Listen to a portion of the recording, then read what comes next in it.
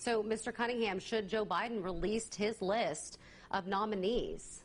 Well, so look, this is just an effort to inject further partisanship into something that should be thoughtfully handled. That's why the American people should weigh in. That's why elections have consequences. That's why the choice between me and Senator Tillis has an importance to the people of North Carolina. The U.S. Senator, a U.S. Senator, has a very important constitutional duty of advice and consent. Rather than write a blank check to the President of the United States, as Senator Tillis has, we should thoughtfully consider the nominee that comes to the United States Senate in the next Congress. Cal, that was a yes-no question, and you did everything to avoid answering it. But the fact of the matter... Welcome back, America. Oh, that was a shot to the jaw. I'm joined by Senator Thom Tillis. You know, if that was a fight, they'd have stopped it, Senator. Is Cal Cunningham going to get back on the debate stage with you? That's 2 in a row for you. Yeah, he's going to be back next week, and we'll figure out which Cal shows up. The Cal last week that said he would not take a vaccine, undermining the entire process to save American lives. The Cal Cunningham that dodged the fact that he took $40,000 of taxpayer money to update a butler's pantry. Hugh, I didn't know what that was. I had to look it up on the internet because I didn't have one in the trailers I grew up in. $40,000. And now he's coming and dancing around this issue of the Supreme Court. He thinks that he's going to win the election on November 3rd. He thinks that Biden's going to win the election on November 3rd. President Trump has issued a list, and he stands by that list. Joe Biden is ducking it because we all know that it would be a list of some of the most liberal activist judges that have ever been proposed to go on the Supreme Court. Yeah, people need to look at the California Supreme Court. That's who would then go on to the United States Supreme Court if Joe Biden wins, and it would be a nightmare. Senator Tillis, you're going to win your reelection. I mean, Cal Cunningham, poor guy. I can't believe you knocked him out 2 times in a row. But you're on judiciary, so let's talk a little bit about this. When do you expect hearings will begin? The president's going to nominate on Saturday. It's probably going to be Amy Coney Barrett, but we don't know that. It could be Joan Larson. It might be Allison Rushing. It could very well be Barbara Lagoa. It might be Kate Todd. Those are the 5.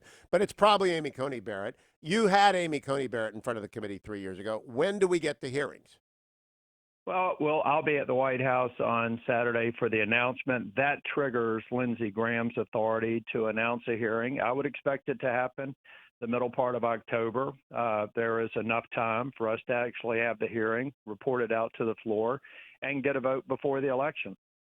Is there any reason, and I'll have to talk to Senator Graham about this, that you can't have it within a week? I mean, 4 of these nominees have been before your committee within the past 3 years. You can just grab all of their disclosures. They should all be updated immediately. Yeah. And get to it a week after the nomination, because I'm afraid of a late hit, just like happened to Justice Kavanaugh.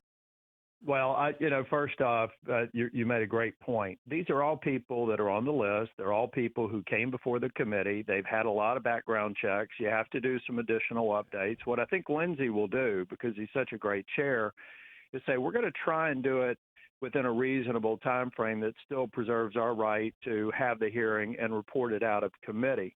And I think that that's the path he's going to take. So we'll give, and then, to be fair, there's also time for the White House and for the nominee to prepare. So, I think it could be a couple of weeks versus just a week, but that's plenty of time for us to do our job. The hearings will probably go for a full week. I told a reporter yesterday, she said, how do you think this is going to compare to the Kavanaugh hearing? I said, I think we're going to look back at the Kavanaugh hearing as a pep rally compared to what they're going to do to this nominee. It's all going to be politically motivated.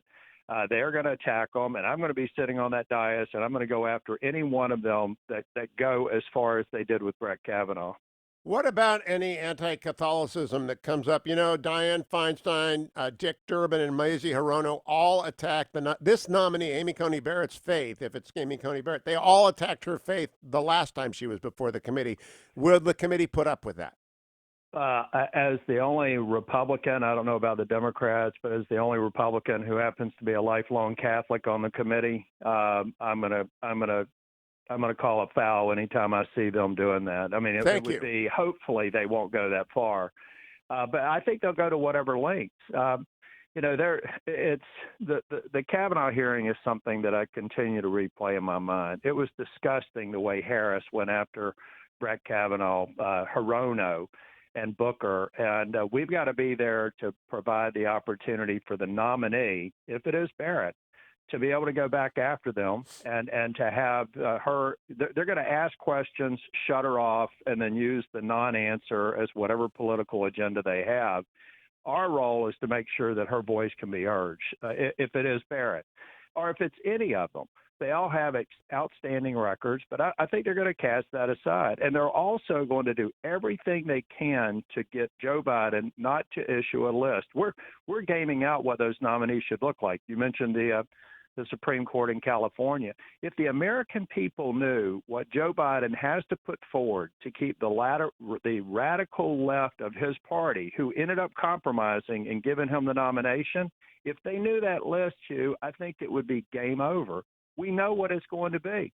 And I then agree. if they get elected, Cal Cunningham's going to help pack the courts and expand the courts with those same judges, only more of them.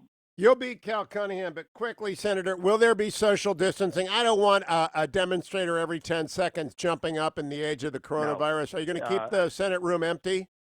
It will be empty, but I'm sure there'll be protesters in the street, just like they were on my street on Monday. Antifa uniforms on my street protesting me. That's the new normal for the way the Democratic Party operates. Good luck, Senator Thom Tillis. Thank you.